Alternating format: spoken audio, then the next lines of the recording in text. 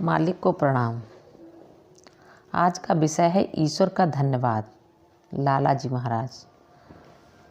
अगर हम हर व्यक्ति से यहाँ इकट्ठा होने का उद्देश्य पूछने लगे तो शायद सबके विचार और अभिव्यक्ति का ढंग अलग अलग होगा, मगर जब इस उसूल की ओर निगाह डालेंगे तो एक ही उसूल उन सब विभिन्न विचारों के अंदर छिपा हुआ नजर आएगा। ये दुनिया हर पल बदल रही है और परिवर्तन के नियम का ये सिलसिला इसमें लगातार कायम है कि हर व्यक्ति जानबूझकर या अनजाने में इसके शिकंजों में जकड़ा हुआ है। इसमें खिंचाव है, सिमटाव है, देना है, लेना है, बढ़ाव है, घटाव है, जाना है, आना है। लेकिन इसके अलावा हमें एक तीसरी स्थिति भी इन सब के अंदर छिपी हुई नज़र आती है। हर खिंचाव और सिमटाव के साथ स्थिरता भी है, हर बढ़ाव और घटाव के साथ सुकून भी है, हर आने और जाने के साथ ठहराव भी है। अगर कोई चीज़ पैदा होती है और नष्ट होती है तो थोड़े वक्त के लिए उसमें ठहराव भी लगा हुआ है।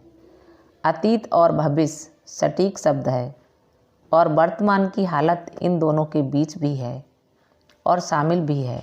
परिवर्तन का यह नियम त्रिगुणात्मक है, अपनी विशिष्टता के आधार पर है और उसके सहारे ही रहता है। अर्थात गुणों में परिवर्तन है और ये परिवर्तन अस्तित्व के आधार और सहारे पर रहता है, जिसमें परिवर्तन का कानून अलग रहता है। आप जरा गौर करें तो कभी आप खुश हैं, कभी दुखी, कभी शांत और कभी अशांत, कभी कमज़ोर, कभी ताकतवर, कभी गरीब, कभी मालदार, कभी तंदुरुस्त, कभी बीमार, वगैरह वगैरह। लेकिन जब हम दोनों भिन्न भिन्न हालातों को अलग अलग देखने लगते हैं तो हर एक हालात की तह में दूसरी विपरीत हालत साथ लगी हुई मालूम होती है। जहाँ खुशी है वहाँ दुख का डर भी रहता है और यह बात हमें बड़ी उलझन में डाल देती है। लेकिन दरअसल ये हमारी नज़र का कसूर है। हमारी तलाश और तलाश का तरीका गलत है, जिसकी वजह से ये गुत्थी कभी सुलझ नहीं पाती। दरअसल दुख खुशी का कमज़ोर और गलत पहलू है। इसी प्रकार अशांति शांति का, बीमारी तंदुरुस्ती, वगैरह वगैरह। और ज़्यादा दुख होता है तब भी रोना आएगा। तुष्टि और कमजोरी अपनी असल के साए हैं। वे तुष्टिपूर्ण स्थितियां हैं, लेकिन पूर्णत्व ईश्वर उससे मुक्त है।